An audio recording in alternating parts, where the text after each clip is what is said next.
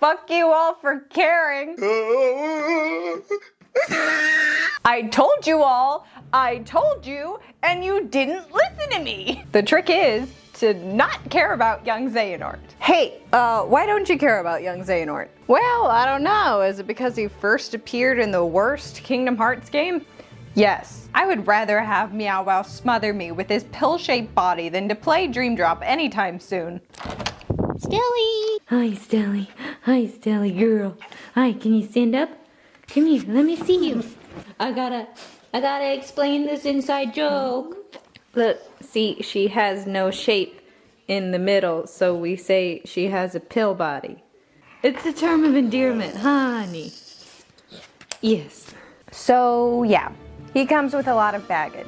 The heaviest of which is that he is void of all of the experience that makes Xehanort interesting. This Xehanort I like. This Xehanort has convictions. This Xehanort has seen shit. This Xehanort has done shit.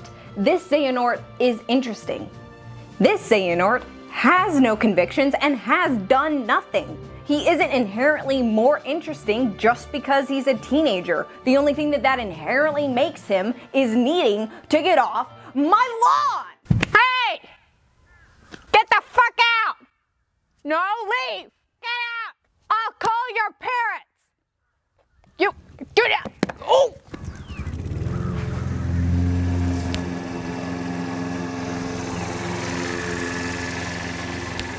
And I don't need to learn any more about Xehanort, okay? I know his life already. I know where he ends up. I don't need any more. The only thing you are doing is making a completely deplorable person more sympathetic just because he was hot when he was younger. What are we, the Manson family? Bundyers? What about the mystery of the other apprentices who train with Ericus and Xehanort? Oh boy, I can't wait to bloat the cast even more. Or to just figure out that they're all demics.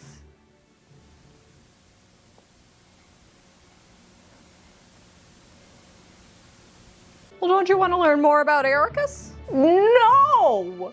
Ericus is a failure! I don't want to learn more about him when he had hope and promise, because I know he fucks it all up. Which has kind of just become Mark Hamill's typecast now. Tara did it first, and Tara did it better, and at least Xemnas and Ansem are actually fun to look at.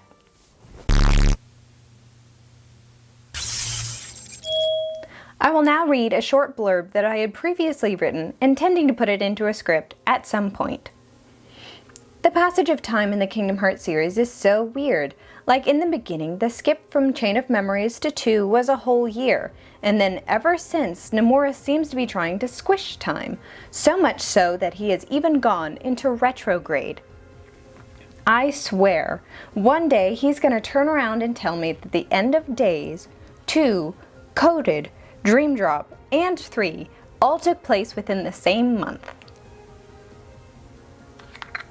It's not a big deal, but I've been having these weird thoughts lately. Like, when I last saw Sora and everyone, I was 18. Still on the oldest end of the spectrum, but like still in the same league as everyone else. And it is so weird when ongoing series like this, which kind of has happened nowhere else for me at least, when all of a sudden these people who used to be my peers have now Benjamin Buttoned themselves to not only be younger than me, but to be a whole decade younger than me, man. Like, society has changed so much from even just like 2013 that Nomura couldn't even conceive of a universe where Sora didn't have a cell phone. But that jump for Sora has only been like a week.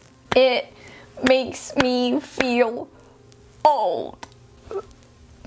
Which is why I have to do something like this. Please, sir, please just make everyone in their mid-20s or else I'm gonna fucking die. Now I know that this might be an extreme take to have, but I do not find a teenage protagonist relatable.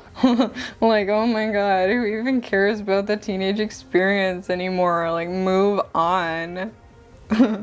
And this might just have to be the balance that we strike with the type of E10+ rated content that the Kingdom Hearts series has, but I do think it is a problem that so much of our media is so focused on teenagers. Not only do we have a big problem with the fetishization of teenagers. Hey, if you live in any one of these states where the age of consent is not 18, either behead the pedophiles running your government or move. But we also have a problem with the fetishization of teenagehood. It has always been so weird to me that there was so much content for stories about teenagehood and high school in particular, but it is always in this weird, nebulous fantasy place. Because it is never the high school of today being written for actual high schoolers. It's about the writer's high school. And they're like 40, remembering their experiences from like 20 years ago with supposed teenagers being played by people in their 30s. And it is always this hypersexualized, party-crazed version of what's supposed to be children dancing around so that grown-ass adults can get off on the memory of the good old days. Unless it's produced by the Disney Channel, then it's just a bunch of 10-year-olds in Hannah Montana t-shirts just dreaming of the day that they get to go to a school with lockers. I understand that your teenage years are when you're starting to develop and become aware of the world around you, but I do not understand these boomers' infatuation with what is just 4 years of their life, acting like it is the end-all, be-all of your entire experience. Because, having been a teenager myself, I couldn't fucking tell you why. High school came and went for me, and I feel like the time that I really came into myself became what you see before you today.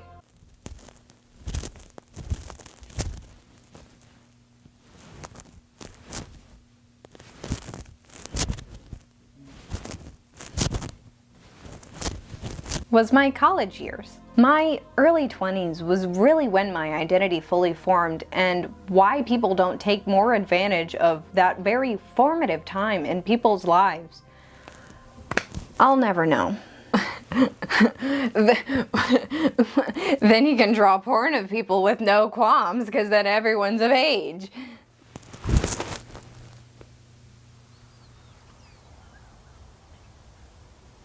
Look, do you see this?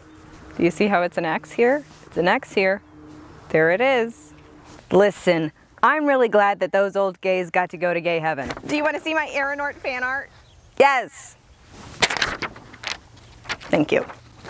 But the more and more stock you put into acting like their transgressions never happened, the more and more you trivialize the pain that they have wrought on everyone in this universe, the majority of which are children.